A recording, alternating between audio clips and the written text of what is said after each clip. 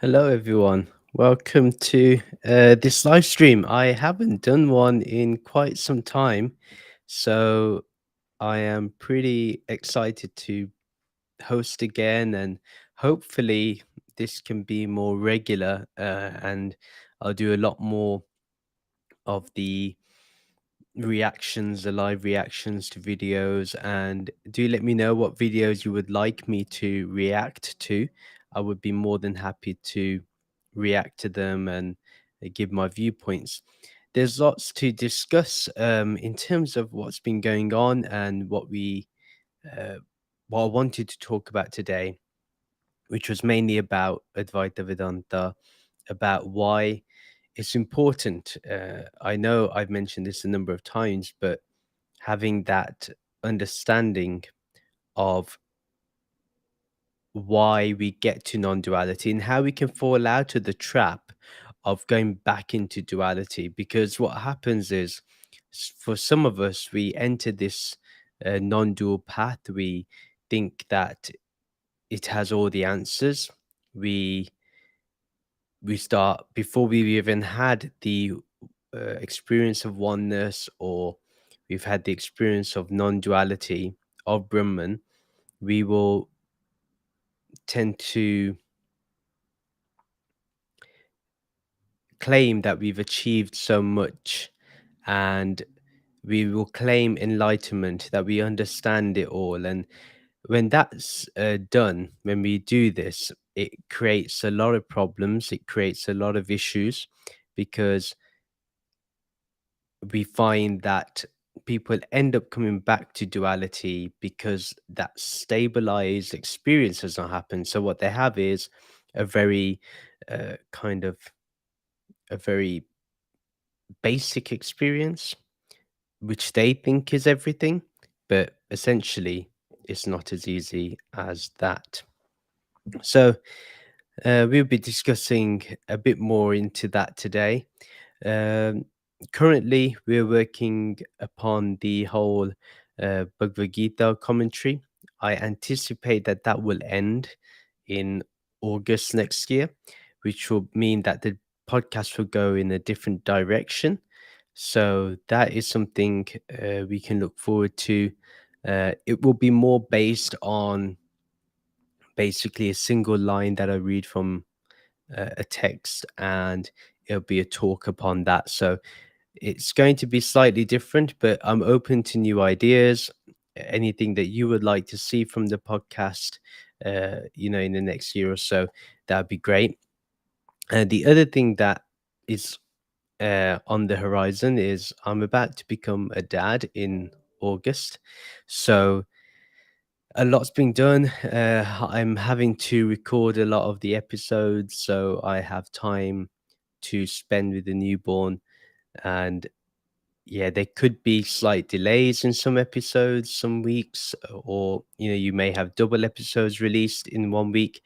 So I'm not sure how it's going to look like, but I'm just going with the flow, seeing how things go, and hopefully, because I've planned things quite well, we shouldn't be at a problem when it comes to releasing episodes, at least till the end of the year, because that's my plan, is to at least have all the episodes recorded for the end of the year, and all that's left is for myself to edit them, which again shouldn't be so difficult.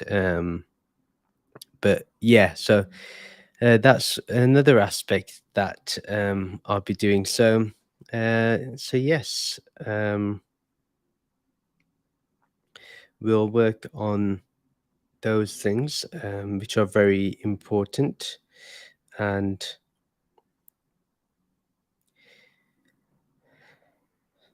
so,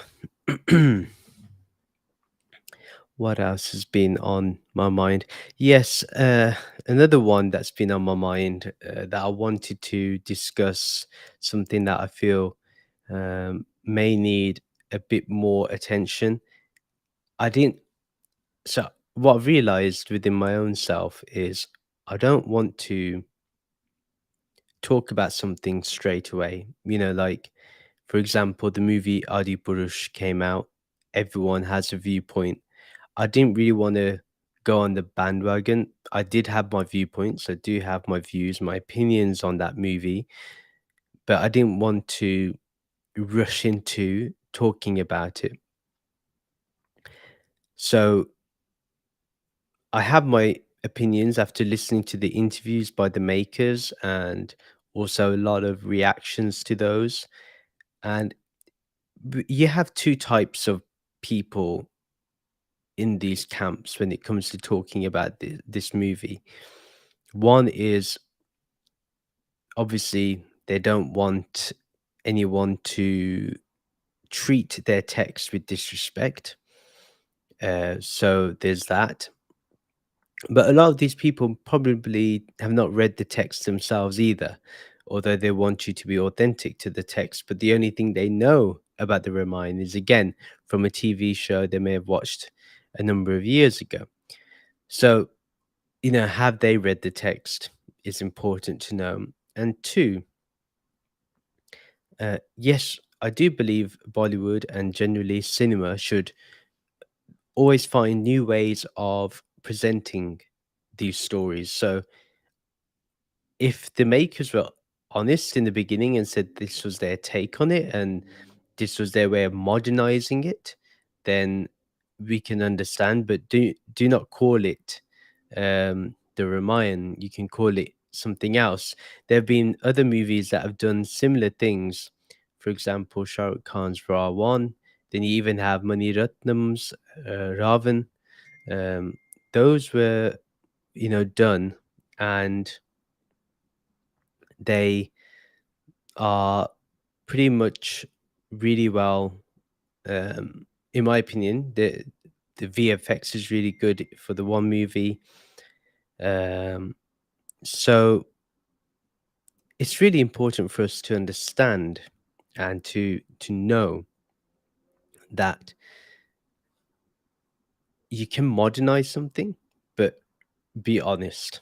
And then the other aspect, which is also very important, is when you're treating these stars, when you're dealing with these, sorry, not stars, with these characters um, in a movie, but they represent something spiritual, just remember that people's faith and reverence, it matters here. So it doesn't matter who you're doing it upon. It can be upon any religious, spiritual figure, but make sure it's done with respect and with honor. So that's one thing I found with the the movie that wasn't the intentions weren't honest, it feels. The other aspect that I find uh, is that, yeah, people who are culturally, they call themselves Sanatanis, they call themselves Hindus. Uh, the makers refer themselves to as Hindus. The people against the movie, they call themselves Hindus.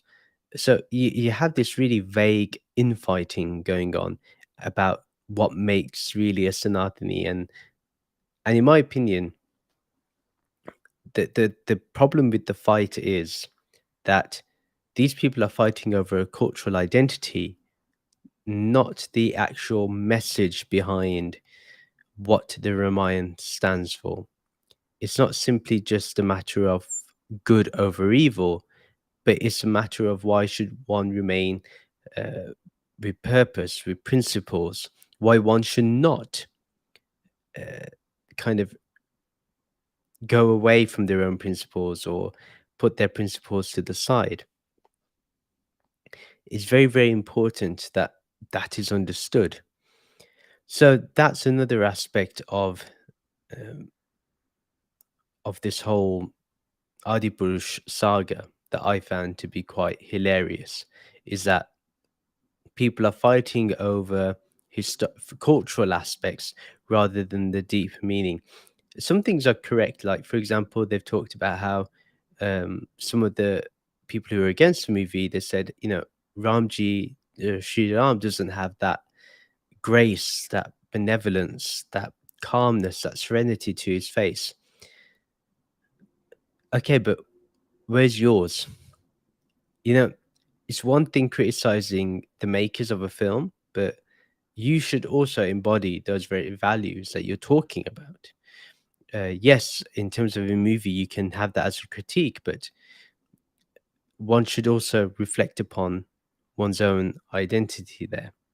So I did feel that was rather important to discuss um, and disclose for this mini live that I'm doing. Um, yeah. So again, going deeper into this cultural point, a lot of people I see now on social media, and it's all about defending one's identity as a particular religion. And it seems like every religion is going through this thing of they feel they're going to be extinguished. The problem with such views, the problem with such ideas that we think our religious identity or spiritual identity or spiritual label is in danger. The problem with this is that it lacks seeing the whole picture. No spiritual religious institution is in danger. The moment you feel it's in danger is mainly because we've not understood the very philosophy. So what happens is you expect people to be culturally identifying with this religion, with a particular path, because it doesn't lack, because it lacks complete philosophical understanding, and it lacks a foundation, it lacks something to support it. How is someone meant to be spiritual? How is someone meant to be religiously identified if they lack that? And if they have that, it's very hollow. For example, um, recently we've been seeing in America, there's been some laws or some ordinances that are coming out about caste, and how caste or the Varna system should not interfere in the workplace, or it should be a protected characteristic. Now, there's a reason why I've been silent on this, and a lot of people are saying this puts Hindus in danger. This puts, and it's not just Hindus; it goes to all other, uh, obviously spiritual places that have come out from Hinduism. Uh, it affects any dharmic uh, religion. My main issue with fighting over something like this is, if we say that the Varna system, you have two arguments. Some say that the Varna system is not connected to Hinduism the way people have interpreted. Again, I would say, why argue about the ordinance or the laws that are coming into place? Then it's not really a problem.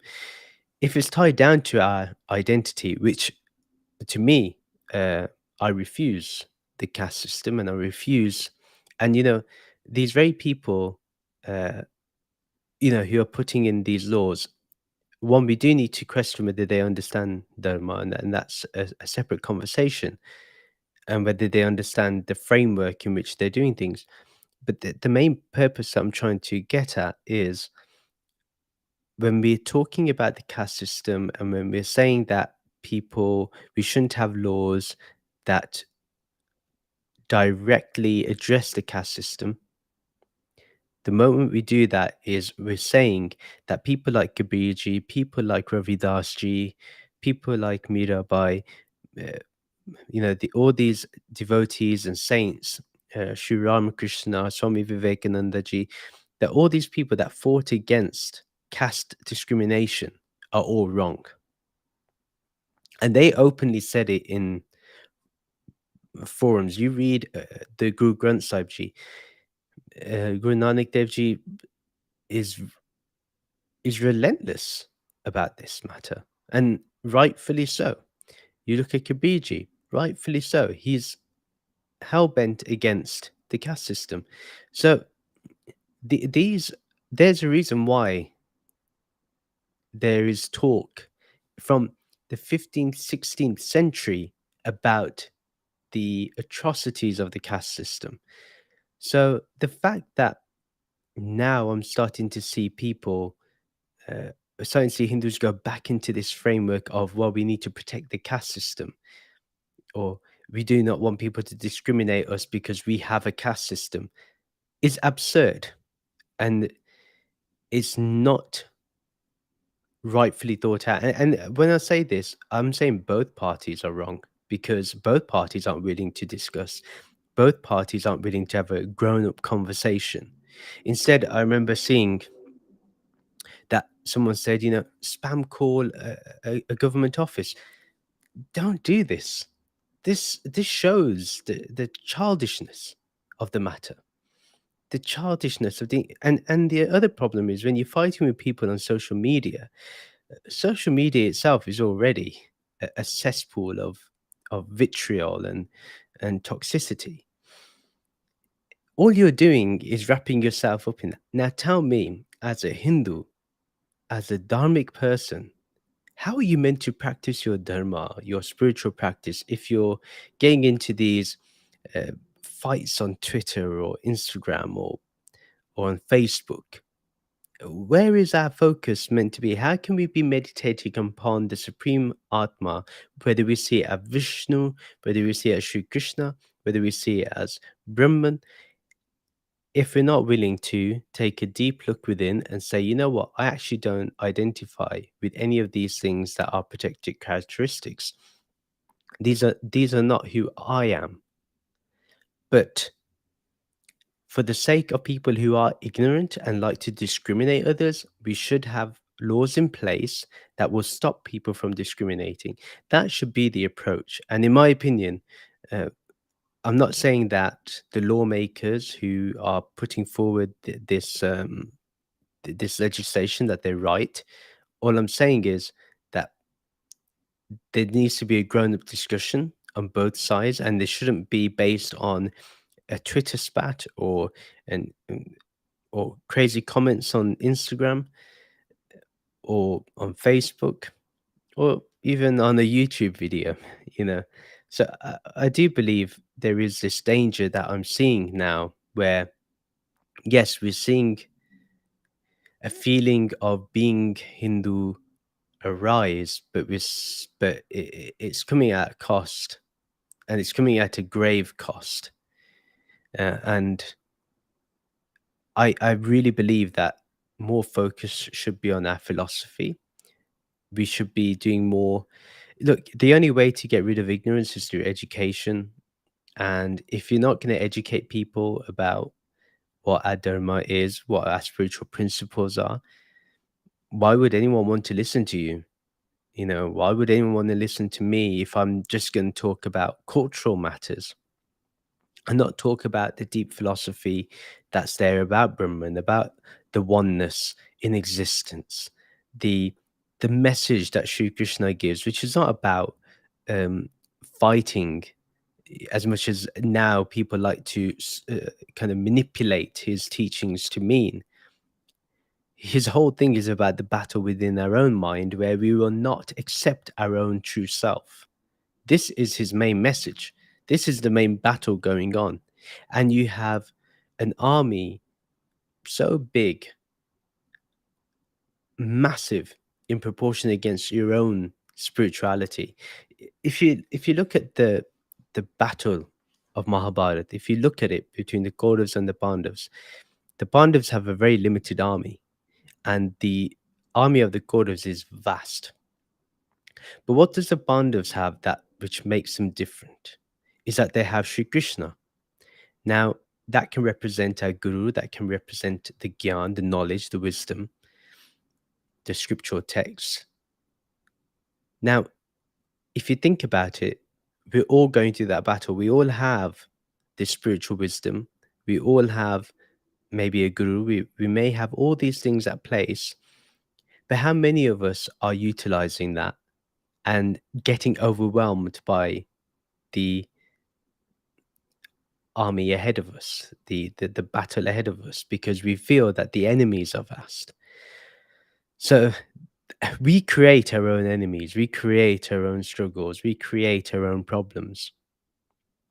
And until we are willing to take a deep look and address it, only then we can move forward.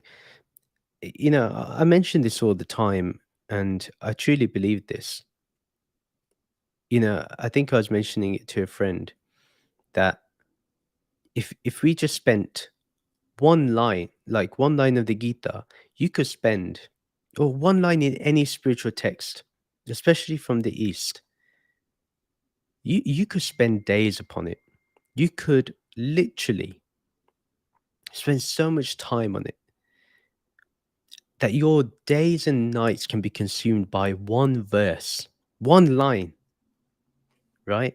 But we don't do this because we feel that we're we're waste we got other things to deal with. We got to save ourselves from this kind of enemy that we've created. So, uh, you know, I don't know. I could be wrong. Um, I've given this a long and hard thought of because I have friends who've gone into this whole thing now about defending dharma, and as much as I find that they have good intentions, I don't know if it's worth even going for, and is it going to help, and what, and are they seeing the bigger picture? And you can only look at the bigger picture if you actually go into a space of observing and then looking at the landscape. Then you can kind of assess where things are. For example, why do we look up to Swami Vivekananda? Because yes, he spoke about worldly matters for sure, but everything was steeped in spirituality. It was all about knowing your true self and knowing that you truly have the ability to address your spirituality and actually get to the highest. The reason why we go to gurus today, why we go to spiritual teachers, why we read spiritual books is because we know that we have a lot to improve on internally as human beings. So until we realize and accept this, the better. So yeah, I mean, I know I'm waffling on, um, but I feel like it was important. And look, if somebody disagrees, I'm more than happy to have a conversation. Maybe there are things I don't know and I'm ignorant about, and I need to have knowledge about. I'm more than happy to, um, kind of understand. But from the limited that I've read, and like I say, it's just limited, so that's why I'm open to changing my opinions. Um, I just feel that there's a lot more that we should be focusing on. For example, we have such limited time on this earth, and we have to choose where we want to put our attention towards. Is it towards our own spirituality of knowing who we are, knowing our true self, reading the scriptures, meditating whenever we can? It's not something that I'm saying we should do all throughout the day, but as much as we can. Or is it going to be about fighting battles on our devices, which frankly, is it going to matter in 5 years? Is it going to matter in 10 years? And this is how I come about with my content. So recently, my thought has been, and let me know what you think about this. I think, okay, if I'm going to create something today, I've got to look back at it in 10 years and not cringe.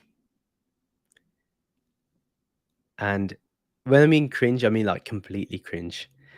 So I may look back at stuff and be like, oh, I could have done this a lot better. Or, for example, I look at my uh, I look at my videos that I first edited when I started the podcast, and I'm like, oh man, I did such a bad job, and I cringe at that, but I don't cringe at the content. I cringe at the way it's done. And that's the way you've got to be.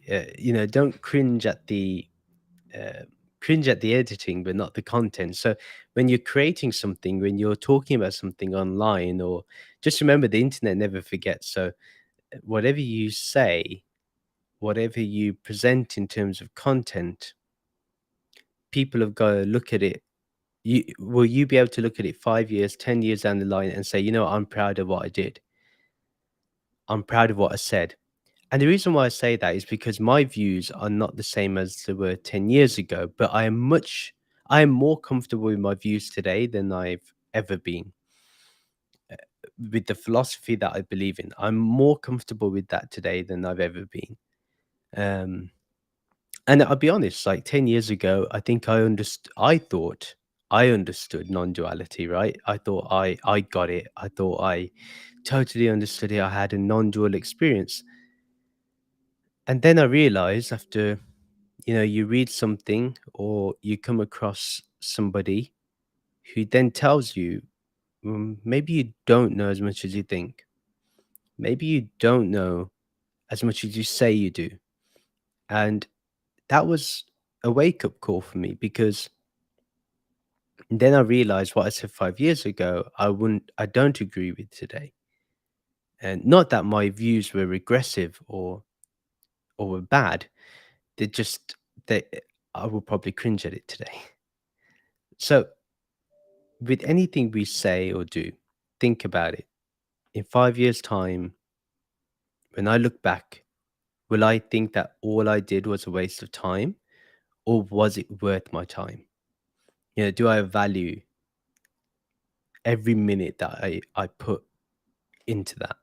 So that's why, you know, when we talk about Adi Purush, as I've done, as we talk about the caste system and the ordinances and laws that are going through, just think, you know, 10 years down the line, if your views are going to be the same, and if those, you know, for example, the movie Adi Purush is made, you know, it's a total. I mean, I've seen the scenes and the VFX, and yeah, I'm pretty annoyed too.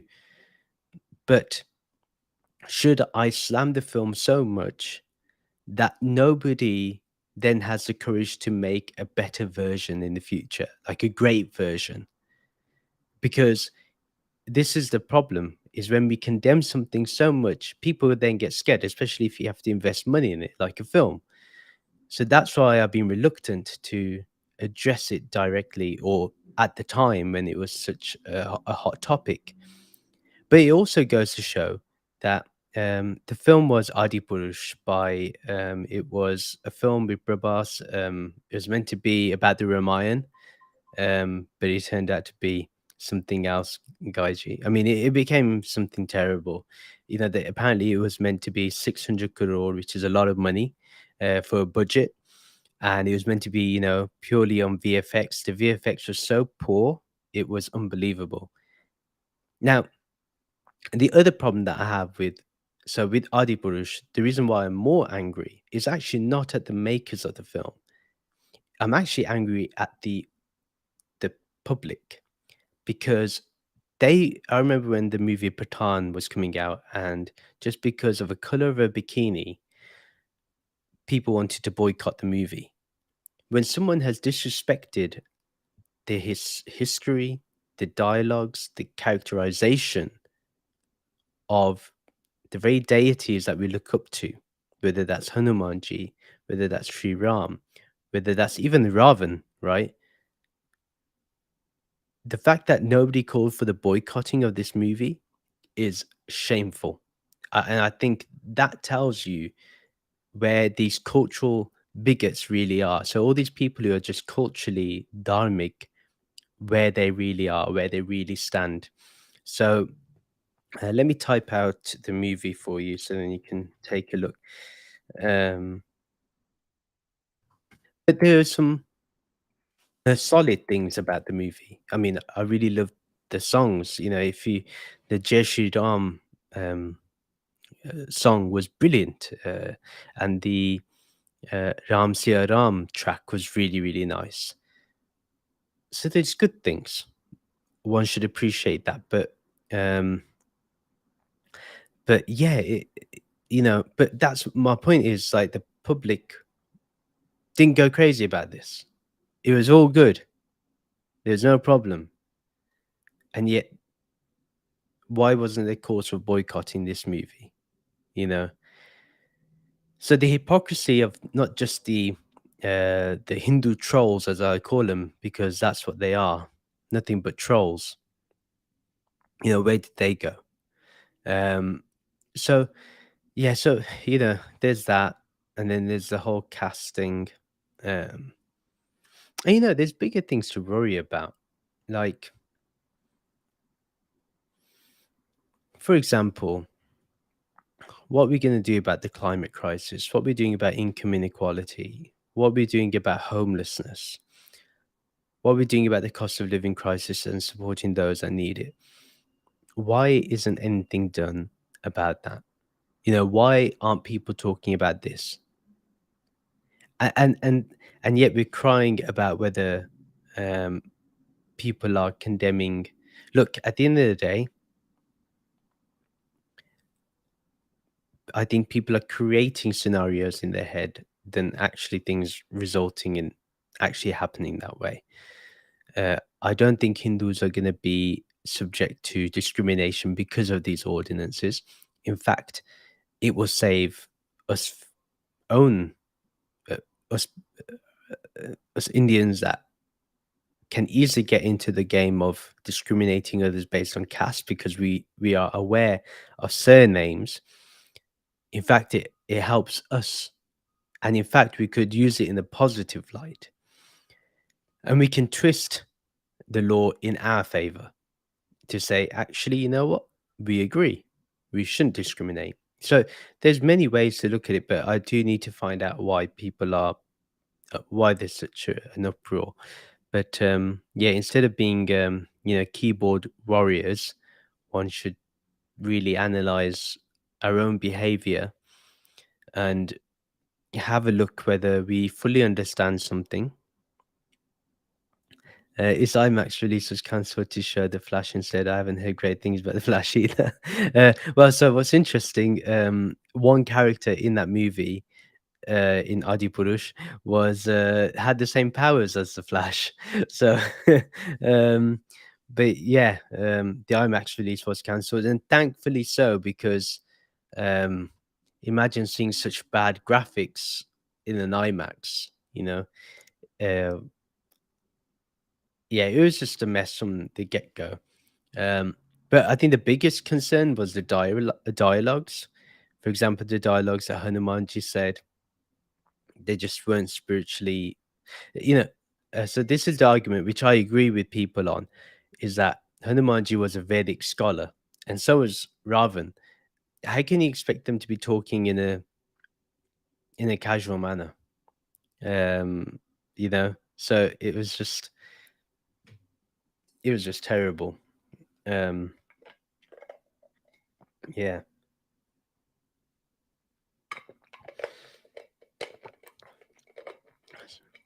Yeah, a bad day for super speed hero, people and heroes. But I am looking forward to the Oppenheimer film. I plan to watch that in the 70 millimeters IMAX because I believe any Christopher Nolan movie is just phenomenal. It always has a see, like something can be spiritual without it attempting to be spiritual. And that's what I find whenever I watch a Christopher Nolan movie. I feel there's so much spirituality expressed without any words being expressed about it, if that makes sense. You just see it in the movie, the grandeur level, the very simple dialogues. And people say, oh, his movies have simple dialogues, and some of those are the complaints. But to write simple dialogues and make them effective is difficult. People think it is easy, but it's not. So yeah, I think I'm looking forward to that movie. So I'll be watching that for sure. Um, and learning a lot. Um, Yeah. Apart from that, I don't know if there's anything else I wanted to discuss. Just updates on the podcast which I have given. Now that I have a remote job, um, obviously it means I will have a bit more time, but at the same time, I'm about to become a dad, so then my time is going to be limited. So it's it's going to be I'm going to be playing as I go along, um, and so yeah, it's going to be an interesting couple of months for me. I'll be learning a lot about myself and my and seeing if my spirituality has really embedded itself, or is it something that's just on the surface? Because our spirituality is really tested with how we deal with situations and circumstances in our day-to-day life, and um, how we are with our spouses, with our children, with our family members, with our friends. Uh, that really matters the most. Um, so, so yeah, this little one is um, going to show me a different side of who I am, and I can already feel it. I can already feel the difference in the way I'm looking at things. And maybe that's what I've come out with the whole, if you say something, think of it in 5 to 10 years' time. So the way I'm thinking of it is, so the content I create today, if my child looks at it in 10, 15 years' time, he must say, yeah, Dad, your editing was bad, but your content was all right. As long as the content was all right, I'm all right. But if he says it's bad, I I have a lot of work to do. So um, so yeah, that was the reason why I talked about the importance of thinking ahead, um, and why we should be very thoughtful on what we do. I think that was it.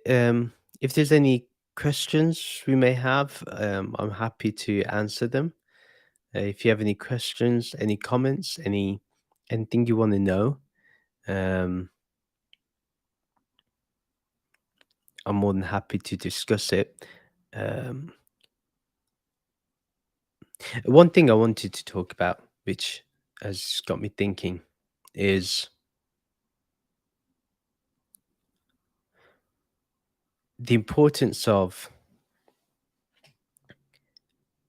understanding that getting to non-dual understanding, non-dual spirituality is not so easy. And it's okay if we take some time to step back and entertain duality.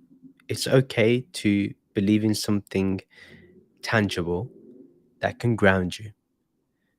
It's even okay to have faith in the wisdom, in the gyan, in the knowledge, even though there may be a separation in the beginning between yourself and the knowledge.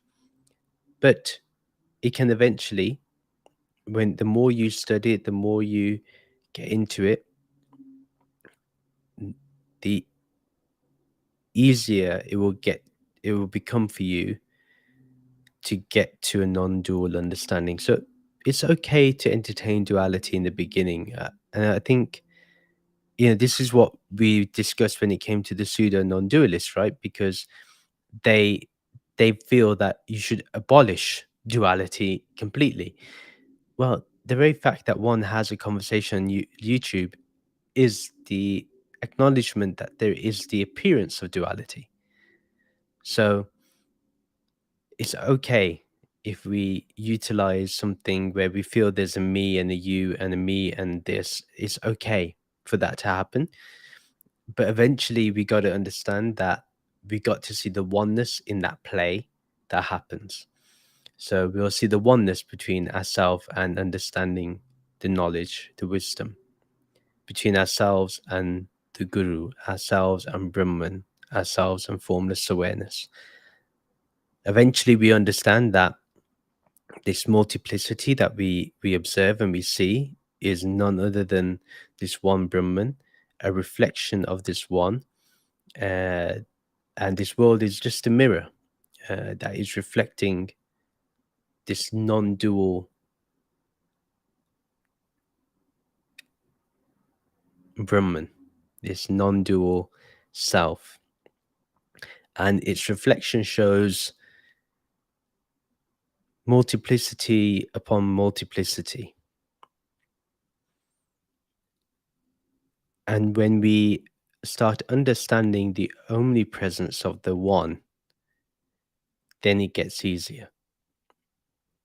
So when you're starting in Advaita Vedanta, remember the goal is to get to non-duality, but remember not to get rid of duality so soon. Take it step by step. At least you know that the reality is non-dual, then you can work towards it. And that work towards it is going to require duality to some extent. So don't rush it.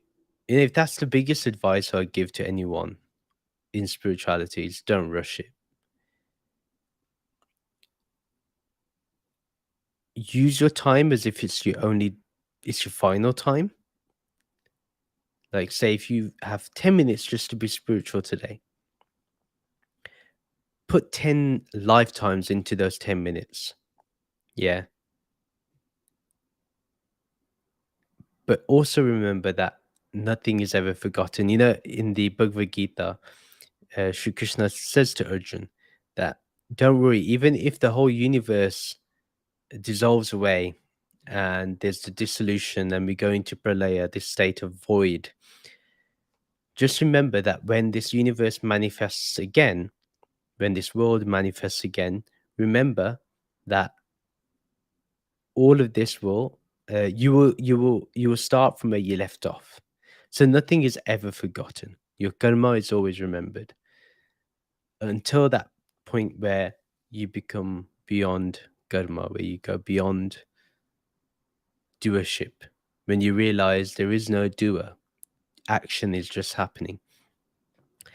And the easiest way to know that you're in non-duality is to when you really get to a place of choiceless awareness, where you have no choice but to be in the awareness of Brahman, when that is really everything for you. Nothing else is needed, nothing else is required. So, yeah, my words are just be patient and utilize as much help as you can. When I say help, it can be people, it can be the scriptures. You know, watch YouTube videos, watch, um, you know, wherever listen to podcasts, do whatever you can, but be patient and be kind to yourself. I I think gone are the days when we look at ourselves as with such distaste and such anger and vitriol.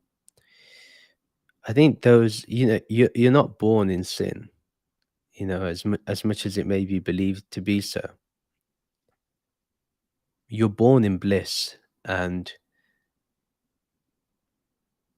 s- the height of spiritual understanding just highlights that for you. That you were born in bliss, you've been swimming in bliss, and even when you die, it's in bliss. And